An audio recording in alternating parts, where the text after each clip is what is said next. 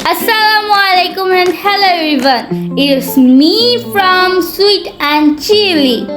আমি আজকে আপনাদের সাথে শেয়ার করতে যাচ্ছি কই মাছের দো পেঁয়াজি। খুব সহজ ও ঝটপট উপায় তৈরি করে নিন কই মাছের দো পেঁয়াজি।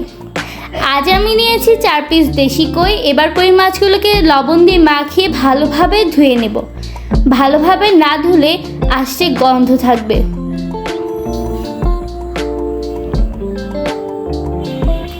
এভাবে আমি আঙুল দিয়ে খুঁচিয়ে খুঁচিয়ে এর আঁশগুলো বের করে নেওয়ার চেষ্টা করছি। এর আগে আমি এটি করে রেখেছি, তবে আরেকটু ভালোভাবে করার চেষ্টা করছি। মাছগুলোর গায়ে হালকা করে আঁচড় কেটে নিলাম, এর কারণ আমি পরে বলবো।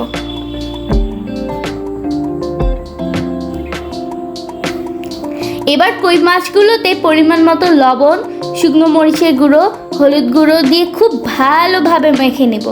আর এবার বলি কেন আমি মাছের গায়ে আঁচড় কেটে নিয়েছিলাম।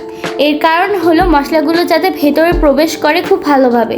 এবার তেলে হালকা করে মাছগুলো এপিট ওপিট করে ভেজে নিব। খুব বেশি ভাজা যাবে না।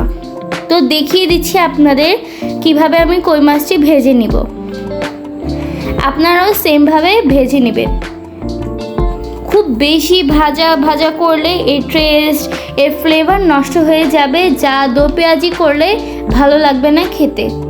আর একটু হালকা করলে ভালো লাগবে। আর এরপর আরেকটি পাতিলে সামান্য তেল দিয়ে দিব, কারণ আগে থেকে ভেজে রাখা মাছের তেল রয়েছে, সেগুলো পরে দিয়ে দিব। এবার পরিমাণ মতো পেঁয়াজ দিয়ে দিয়েছি। পেঁয়াজকে নরম করার জন্য পেঁয়াজের সাথে সামান্য লবণ দিয়ে দিলাম, কারণ আগে থেকেই মাছে লবণ দেওয়া আছে। এবং খুব ভালোভাবে নেড়ে নেব। এবার মাছের যে তেলগুলো রয়েছে সেগুলো দিয়ে দিলাম। এবার পেঁয়াজের সাথে সেই তেলগুলো খুব ভালোভাবে নেড়ে দিলাম।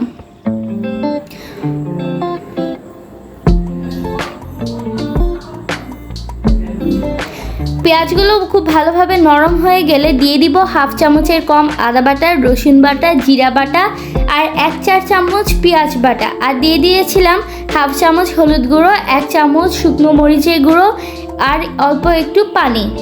মশলাটি ভালোভাবে কষিয়ে দিতে হবে। এই পর্যায়ে আমি দিয়ে দিলাম ফ্রোজেন টমেটো। আপনার কাছে যে টমেটো থাকবে আপনি সেই টমেটোই দিতে পারবেন। আবারও খুব ভালোভাবে নেড়ে নিলাম। খুব ভালোভাবে নেড়ে নিতে হবে এবং মশলাগুলো খুব ভালোভাবে কষাতে হবে, যাতে মশলার কোনো ব্যাড স্মেল না আসে। আর যদি আপনি ভালোভাবে না কষান, দো পেঁয়াজিটা ভালো লাগবে না খেতে, খাওয়ার সময় ব্যাড স্মেল আসবে। দেখতেই পাচ্ছেন কত সুন্দর একটা কালার চলে এসেছে। এবার মাছগুলো দিয়ে দিব।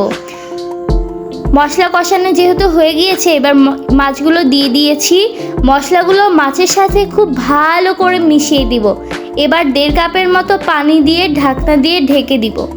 তার আগে খুব ভালোভাবে আমি মশলার সাথে মাছগুলো মিশিয়ে নিচ্ছি, যাতে রসা রসা হয়, দো পেঁয়াজিটা খেতে মজা লাগে।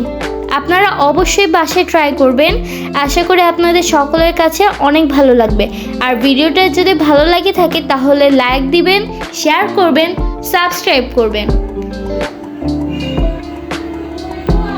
এভাবে কিছুক্ষণ জাল দিয়ে দিব বা রান্না করে নিব, তাহলে খুব ভালো হবে। এবার 1.5 কাপের মতো পানি দিয়ে দিব।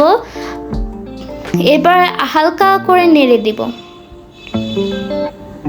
নেড়ে দেওয়ার পর ঢাকনা দিয়ে ঢেকে দিব। এরপর 15 থেকে 20 মিনিটের মতো রান্না করব। এই তো হয়ে যাবে সুস্বাদু কই মাছের দো পেঁয়াজি। আশা করি আপনারা সকলেই বাসায় ট্রাই করবেন আর আমাকে সাপোর্ট করবেন। আর হ্যাঁ, আরেকটি টিপস দিয়ে রাখি, আপনারা রান্নার শেষ পর্যায়ে লাস্ট 5 মিনিট আগে আপনারা 4-5টি কাঁচামরিচ মাঝখানে ফেলে দিয়ে দিবেন। এতে করে এর স্মেল দ্বিগুণ হয়ে যাবে, খেতে খুবই ভালো লাগবে। তো তৈরি হয়ে গেল সুস্বাদু কই মাছের দো পেঁয়াজি। আপনার ঘরে অবশ্যই ট্রাই করবেন, আশা করি ভালো লাগবে। আর আজকে এই পর্যন্তই। আল্লাহ হাফেজ।